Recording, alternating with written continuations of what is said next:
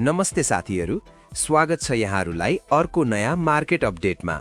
गत साताको अन्तिम दिन नेप्सेमा देखिएको 27 अङ्कको वृद्धि र 1.01% हरियो मैनबत्ती ग्रीन क्यान्डलले लगानीकर्ताहरूमा नयाँ आशा जगाएको छ।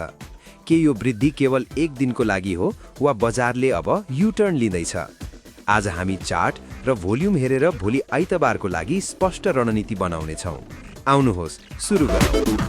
सबैभन्दा पहिले नेप्सेको डेली चार्ट हेरौँ। बजार 2681 मा खुलेर 2708.70 मा बन्द भएको छ। यो एउटा बुलिश मारुबोजु जस्तै बलियो क्यान्डल हो, जसले बजार बन्द हुने समयसम्म पनि खरिदकर्ताहरू हावी भएको सङ्केत गर्छ।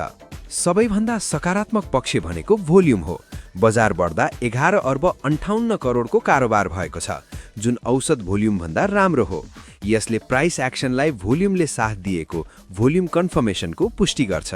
बजारले 2650-2660 को क्षेत्रमा राम्रो सपोर्ट अथवा बेस बनाएर माथि उठेको देखिन्छ। अब प्राविधिक इन्डिकेटरहरूले के भन्दैछन् हेरौँ। 1. Stochastic RSI. यो अहिले सबैभन्दा रोचक देखिएको छ। स्टोकास्टिक आरएसआई को भ्याल्यु 10 भन्दा तल ओभरसोल्ड जोनमा थियो र अहिले ब्लू लाइनले अरेन्ज लाइनलाई तलबाट काटेर माथि गोल्डन क्रसओभर लाग्दैछ। यसले बजारमा सर्ट टर्म बाउन्स आउने बलियो सम्भावना देखाउँछ। 2.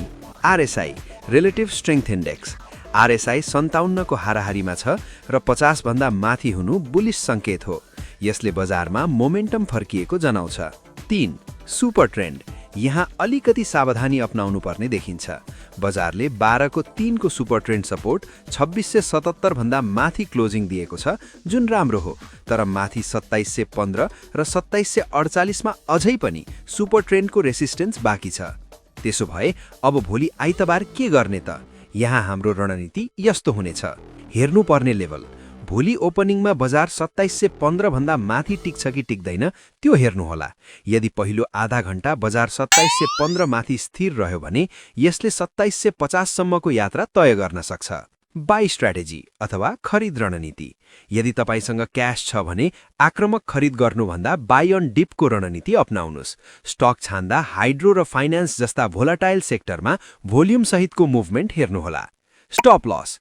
यदि बजार तल झर्यो भने 2670 लाई आफ्नो नजिकको स्टप लस वा एक्जिट पोइन्ट बनाउन सक्नुहुन्छ। टार्गेट। तत्कालको लागि पहिलो लक्ष्य 2748 र त्यसपछि 2800 को मनोवैज्ञानिक बिन्दु हुनेछ। अन्त्यमा प्राविधिक रूपमा बजार ओभरसोल्ड अवस्थाबाट फर्किएकोले भोलि बजार सकारात्मक हुने सम्भावना उच्च छ। तर सधैँ याद राख्नुहोस्, शेयर बजार जोखिमपूर्ण हुन्छ, त्यसैले आफ्नो जोखिम क्षमता अनुसार मात्र लगानी गर्नुहोला। यो भिडियो मन पर्यो भने लाइक र शेयर गर्न नबिर्सनुहोला। Happy trading.